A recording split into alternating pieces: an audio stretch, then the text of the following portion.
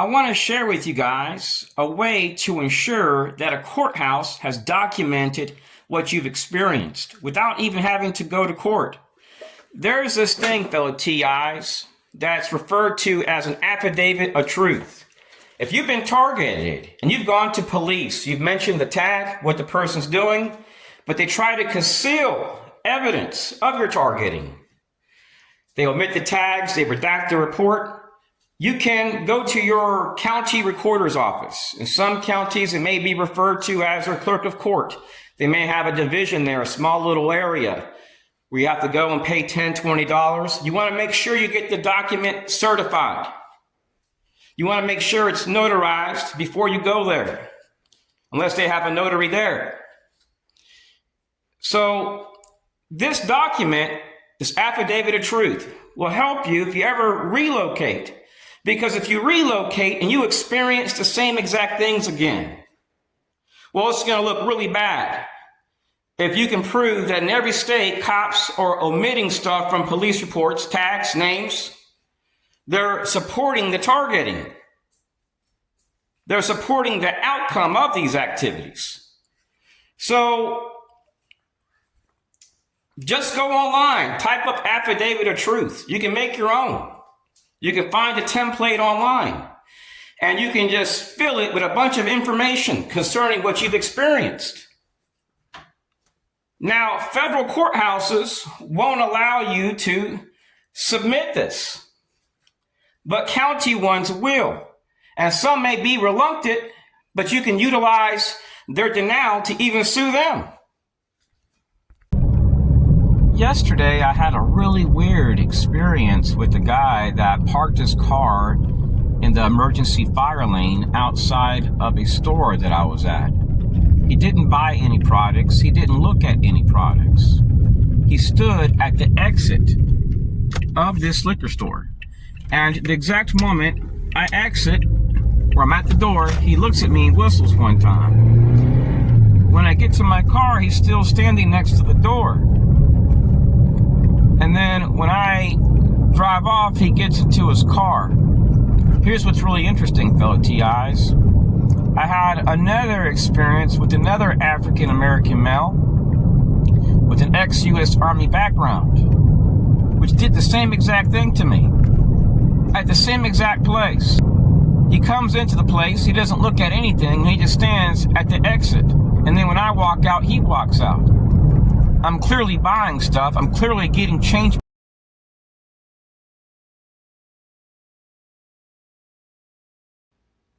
What targets typically notice through the years of being targeted is that many of their perpetrators are ex-military. And out of fear, they don't share tags or information because they don't want to be targeted more by a local defense contractor. What we are experiencing is similar to what Palestinians have experienced, but not to such a great of a degree. So you see that when the Palestinians seek food to survive, many of them are shot for seeking food. Women, children, unarmed human beings. And we see the U.S. has supported this. The politicians, which are getting millions from AIPAC, remain silent. There's no prosecutions. There's no support for the ICC. It's like, hey, we support terrorism. Mass murder is great, you know? So there's no punishment. It's the same way here, fellow TIs. The perpetrators, they go to your police and say, I'm a contractor. If the target comes here, just omit stuff from the report due to the Intelligence Identities Protection Act. This is an investigation. It's not no investigation. It's nothing involving an investigation. It's a harassment campaign. That's all it is. So when I first moved here, fellow TIs, my neighbor's right across the street, and they're a really nice couple. But there was a lady that was staying there for a while, and she had an army shirt on. And I told my family that anytime I exited the house, she would exit and whistle one time and go right back in her house.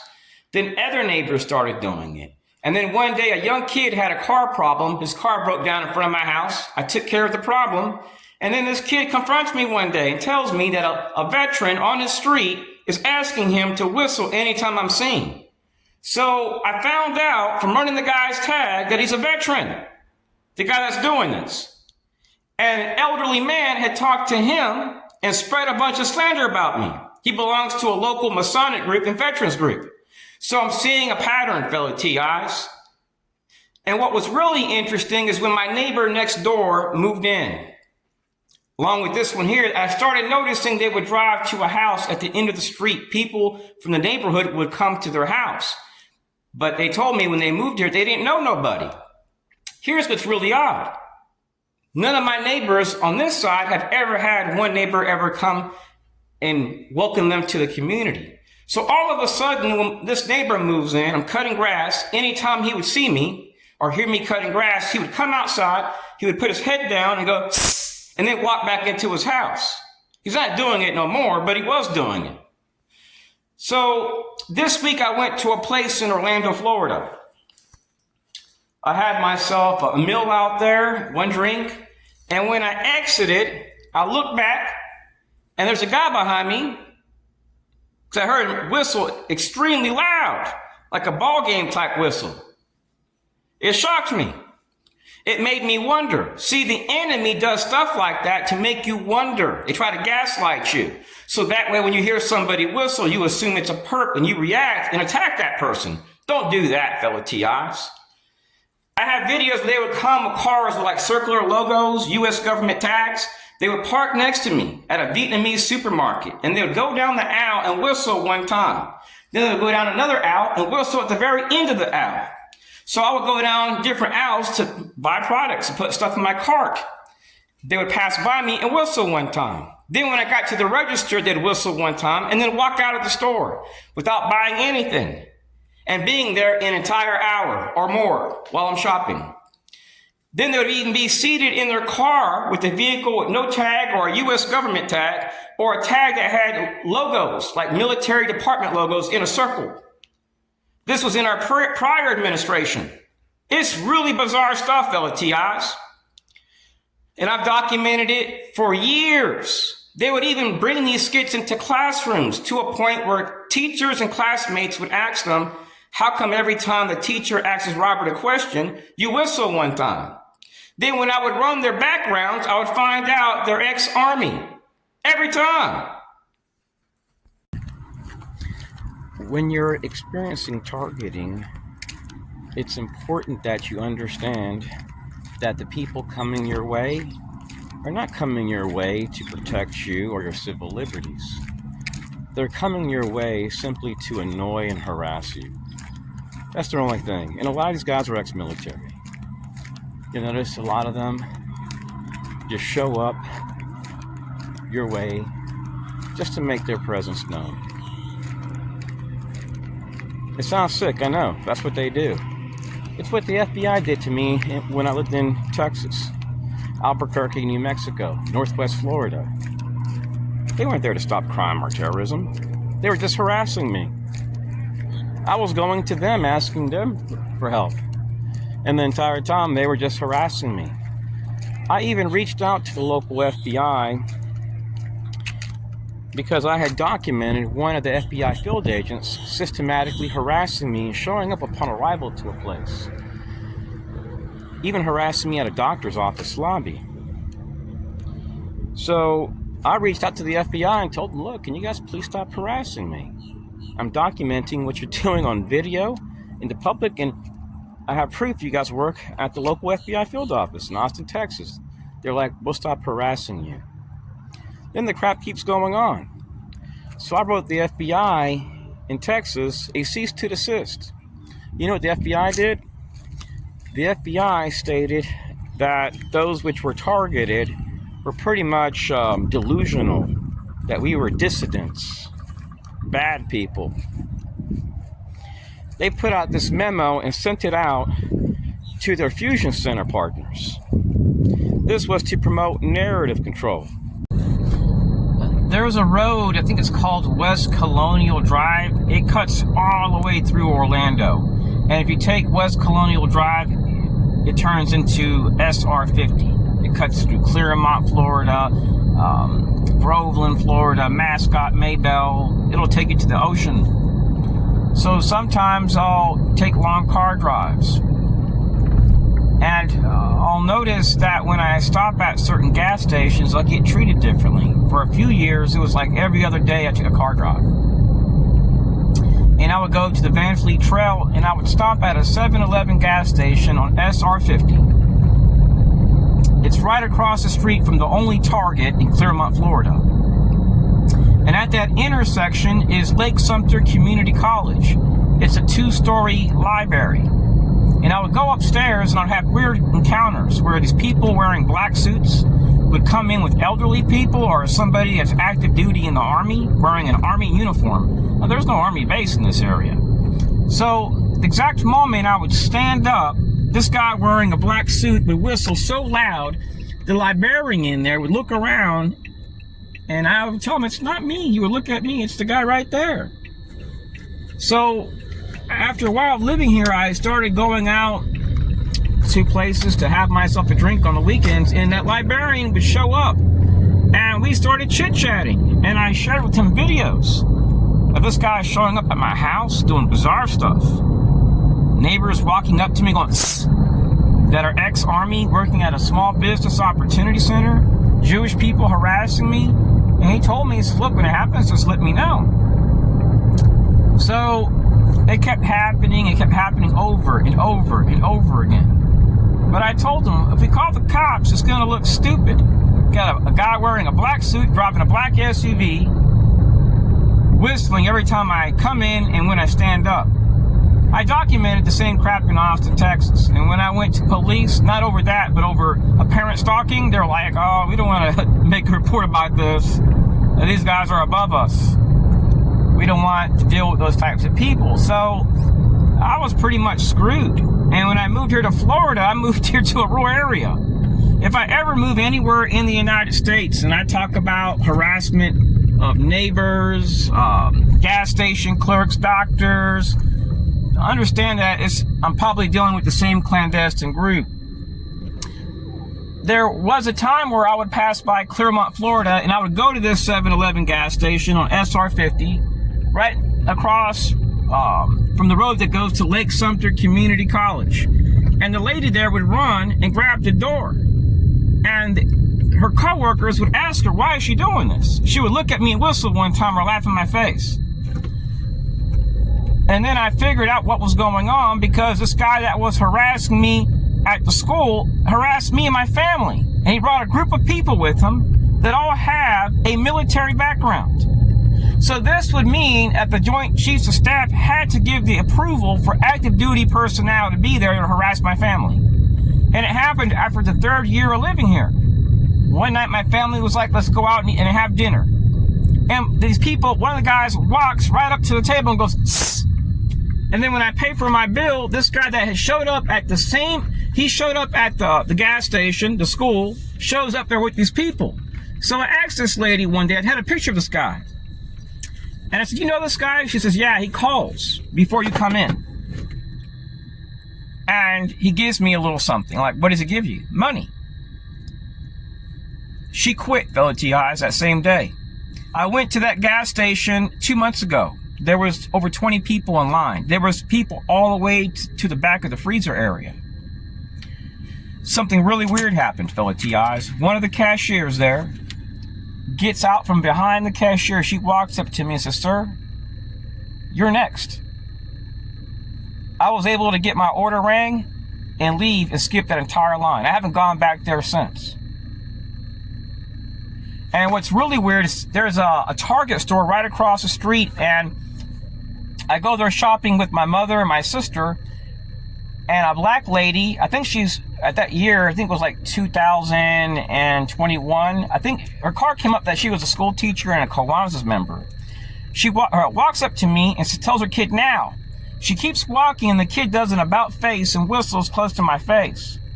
The next day I go back there again to buy gift wrapping paper, and a deputy wearing a green uniform and a gold star badge walks into the store. I see him. He doesn't look at no products. He walks right up to the cash register where I'm at. The lady says, sir, can I help you?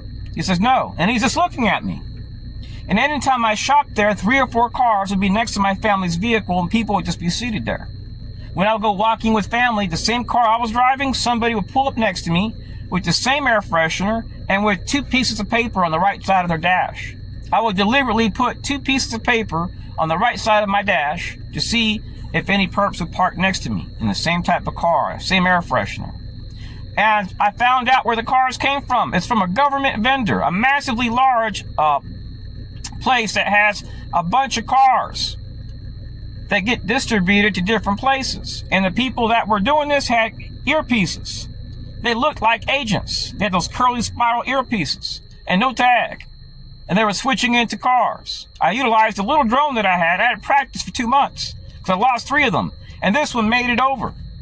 They were going in there and they were changing into different cars. And they have different centers they go to, different car lots. This makes it impossible to be able to track down these people, fellow TIs. They change vehicles. It's amazing how much money they spend just to harass one American. Just one person. In my early 20s, fellow TIs, I had a friend that had a father that worked at a gas station. This guy was retired military. He just had a little part-time job. And one day his father harassed me brutally. And there was a cop in the corner of the gas station, inside of the gas station. And I found out later on, months later, what occurred. His son got a hold of me and told me that the cop had told his father some horrible stuff about me and had encouraged him to give me a hard time so that way I would leave the community. Later on, they found out that what was said about me wasn't true. The cop had told him that I was a registered sex offender. So the father went online and went to the Florida Division of Law Enforcement and found out that it was false. Prior to this, I had an issue with a group called InfraGard. InfraGard slandered me way worse than that. They said the most horrible things to my grandmother. They went to her neighbor's house.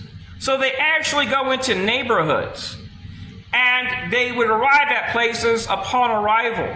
I've been called a bike thief, a domestic terrorist, all types of stuff. I don't use drugs. I don't look at child porn. I don't commit any crimes. So why would they do this to me? Well, back in 1996, I was accused of a murder of a U.S. Air Force pilot named Mike Brady. The people doing the investigation were Department of Justice, the United States Federal Marshals, U.S. Air Force Office of Special Investigations, CIA, and other partners, like sheriff's associations, sheriff's offices. And they were conducting an investigation against me. I passed a polygraph test. I volunteered to take it. I could have said no. I allowed a search in my house with no warrant when I was in custody 20 miles away. They swore I had the murder weapon and that there was no way that I could hit it. And ever since then, I've been a target. Since 1996, I've been documenting this crap in schools and communities nationwide. I've gone into classrooms, and every time it's always 2 people. They come in, and classmates always ask these people, why are you here? Since my 20s to my late 40s. The students and teachers are like, why are you here if you're more advanced than the teacher? Then they just harass me. Then they say something smart, like, this guy's a punk and a faggot, when I'm not. And the teacher will say, I agree. And then I end up leaving the class every time. So I've been going through this half of my life. These people, they talk to people. If you're getting a clinical trial, that's a business. They'll go in there and talk to somebody. If you go to a hospital, that's a business. They would actually go into doctor's offices with a court order to access my medical records while I'm there for a snake bite or a sprained ankle or a flu. They would sit in the lobby and just harass me, then leave when I left. They weren't there for an appointment. That's all it's about, TIs. Harassment. It's a really sick thing, but that's what they do. This is what the FBI, CIA, and other partners have done to targets for years. They try to make them sick. They try to make it where they don't enjoy their life. And guess who their boss is? Department of Justice. And you know what's really sad? When you look at ex-FBI agent, what's his name? Ted Gunderson. He used to work for the FBI. He made an affidavit about gang stalking and human trafficking. I don't understand fully how these activities can operate nationwide. But one thing I find very bizarre is how in the world could people at the Pentagon get away with looking at child porn? If we do crimes, we get arrested, but when our perpetrators commit crimes, they get a free get out of jail card. That doesn't make a lot of sense. When I lived in Austin, Texas, I had a neighbor that lived at 1811 on this street. He confronted me and told me that the people which were instigating my harassment were working with the block watch captain. Anytime the block watch captain seen me, he would honk the horn. And it was very common for me to take walks and to see many neighbors taking walks, and nobody honked horns at them. It was only me. People would flick me off. They would come with their families or kids and harass me. And at that time, I was being harassed by the local FBI field office, local CIA assets utilizing the Citizens Corps program, and the local Northern Command, which was operating with the Fusion Center under an MOU agreement along with the National Guard. Some of the perpetrators would spray the spray that was reflective. There's a name for it. It's called photo blocker. Yeah, that's it. That's the name of it. And when you would try to take a picture of the tag, you would just see all white. So if you ever deal with perpetrators, when you're recording a video, it can't hurt just to say out loud the tag. Don't be surprised if you have somebody harass you, you see the tag, but when you take a picture of it, it comes up completely white. That is their way of blocking a camera from getting their tag. The whole idea of these perpetrators, fellow TIs, was to promote violence on a small scale, on a micro scale. They'd harass me at supermarkets, park outside my place, take pictures of my place when there was no reason to. I was never in hiding. The enemy, fellow TIs, sought to utilize neighbors as a front. The FBI was behind this, CIA, the Northern Command in Austin, Texas, Citizens Corps programs, which are partially managed by state government in some cases, DOJ, HHS. And when I wrote Inspector Generals, nobody would respond back, not one Inspector General. So I'm harassed in every single neighborhood that I move to. The whole gang stalking thing, fellow TIs, is just based on promoting violence. It's not an investigation. They flag you to a municipality. I'm sorry, I'm having a hard time talking about this. It's disgusting to be repeatedly talking about this for years. They just flag you as a threat. You're seeking help in every state, and they want to promote violence. They use people as pawns. They pay them off money. And these people see that you're a decent person. You're not a violent person. You're very kosher. You're not looking for any type of issues, but they want to promote a problem. They want to promote violence where somebody gets murdered or where a group of these people get harmed that are being outsourced. Don't react, just walk away. I'm a nonviolent person. I've been in this since 1996 and I've never harmed a perp. I had a relative which had a birthday about 3 years ago, and they wanted a certain type of cake. I couldn't find it nowhere in Orlando, Winter Park, and I made a phone call to a Publix in Mineola, Florida, on the outskirts of Orlando. They had the cake. So once I get there, a black SUV pulls up next to my car. I didn't think nothing of it. But the exact moment I exited my car, the guy looks at me. And he just whistles one time. And he has a child with him. So it made me wonder. So when I go to buy groceries, I go to the cake area. And he's right next to me. He looks at me and he whistles one more time. I order a cake. There was like 60 cakes there, and he orders the same cake. So every time I went down an aisle to buy something like candles, a lighter for the candles, desserts, he would whistle one time, but only right when he was about to pass by me. So I'm in line. Out of hundreds of people there, he's behind me. He looks at me and he whistles again. And then he starts laughing hysterically. So I have a video where it shows everything. Because I was wearing a DVR camera hat, I just press a button and it records everything. So I ran the tag and the car has not been registered within the United States. There's no registration for this vehicle according to the VIN number. See, when I had exited, I walked to my car and I got his VIN. Here's what's interesting. In Texas, I documented a lady. I was taking a walk. I get back to my car and this lady literally body slams her body onto concrete 50 feet away from me. And I had been documenting issues with a group of people that had the Masonic logo on their car. And then also a group called the Lions Club and Rotary Club. They were always elderly people. So I said, ma'am, are you okay? I thought this lady was crazy. She says, you did this to me. I'm like, what? She's like 50 feet away from me. So I ended up going to police to share the footage. I shared the link and everything. When I get the police report, it has no incident number. They were typing up something on a piece of paper while I was there. So I went there again for another incident. I'm taking a walk and I see a car parked next to my car and these two guys walk up to me.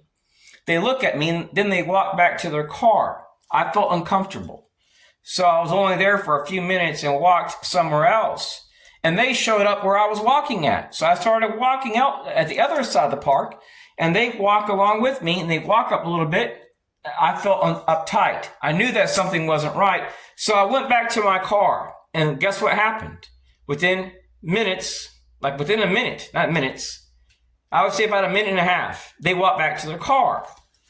So they went to a place where people typically walk for hours, or at least an hour, and were only there for 6 minutes and walked at two different sides of the park. I started noticing odd stuff at gas stations, hotels, and in Albuquerque, New Mexico in 2015, there was a bartender at this place that I was staying at. I was staying at the best hotel in Albuquerque, the most expensive. I was looking for a place. I stayed there before I moved into my apartment. So the bartender there was really gay, and I'm not gay, God bless him, but he told me, he's like, look, I'll find out what's going on. So I gave him my room number. I said, look, call me, let me know what's going on. I left a $50 tip, and he calls me back, and he says that our hotel has an information sharing portal with Department of Homeland Security, but it's likely shared with other agencies.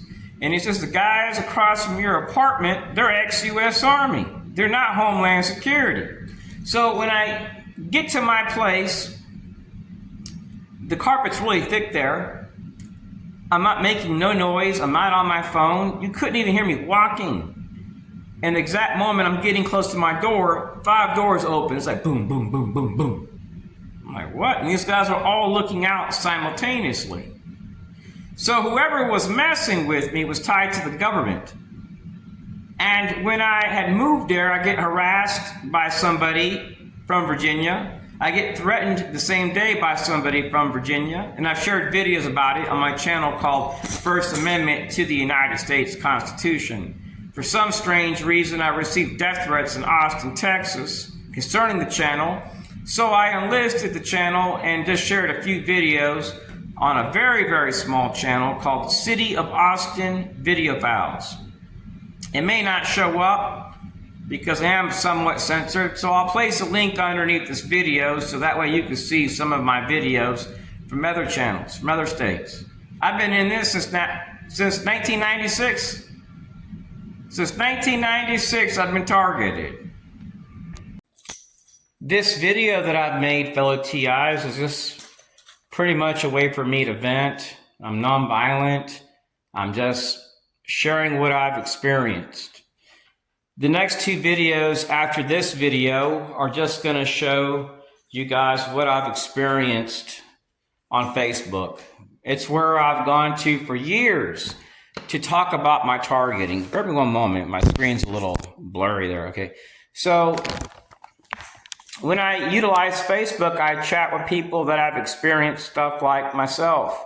I'm going to be looking at more sites like BitChute, Gab, Rumble, because I'm into free speech. If you're doing something that private investigators are telling me is linked to mass shootings and domestic terrorism, I feel like I have to expose you.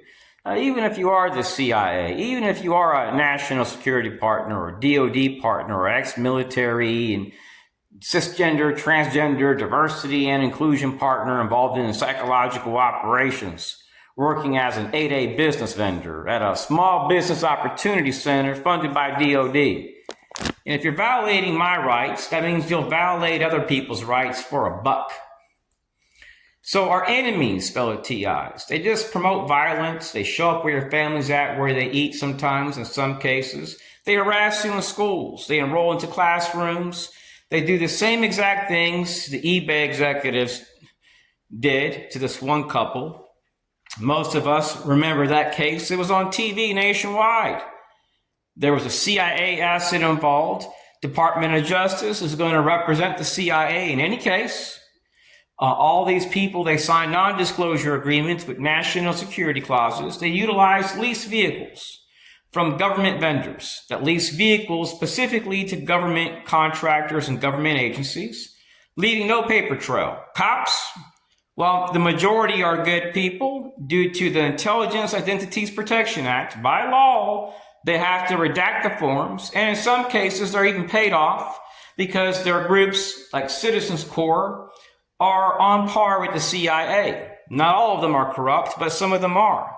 And then the target is then harassed by Citizens Corps partners, sometimes which spread slander, which reaches neighborhoods. And then these neighbors treat you like crap. And then when you go to cops, your reports are redacted or false, and you're painted as being delusional. When you have video proof showing a pattern state by state.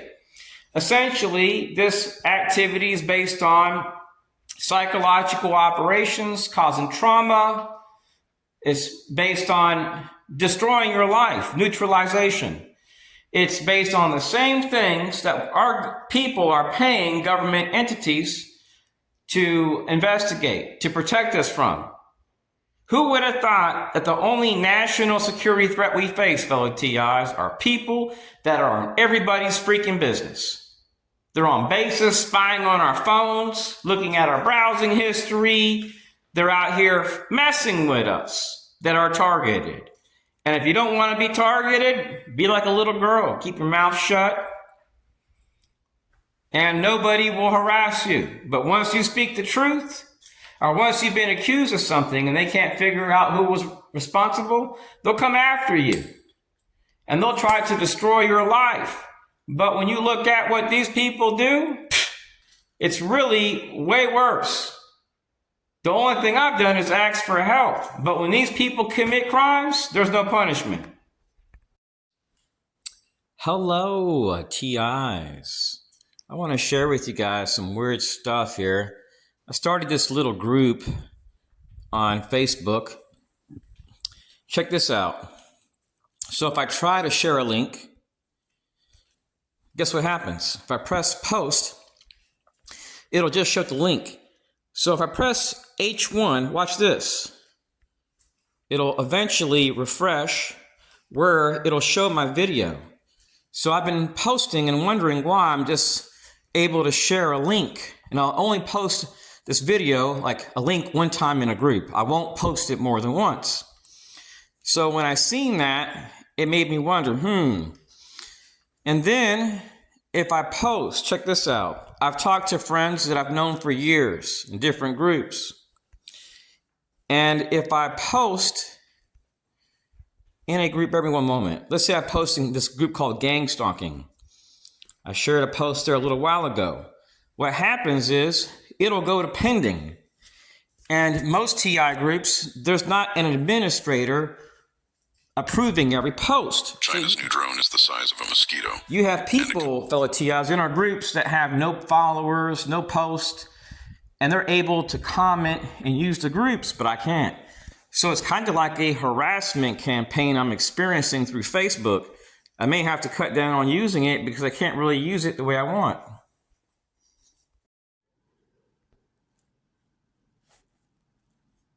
This isn't about you.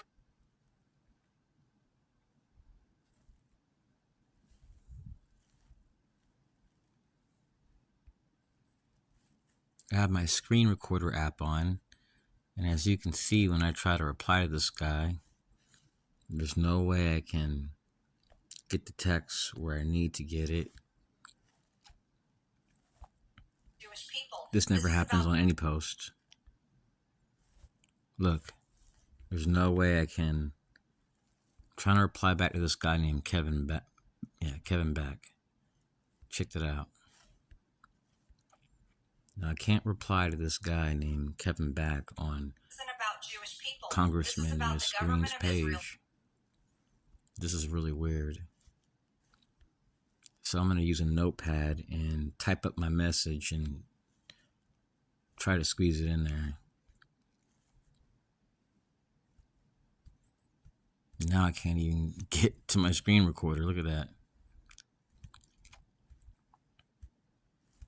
Let me see if I can turn it off on here. Let me pause it.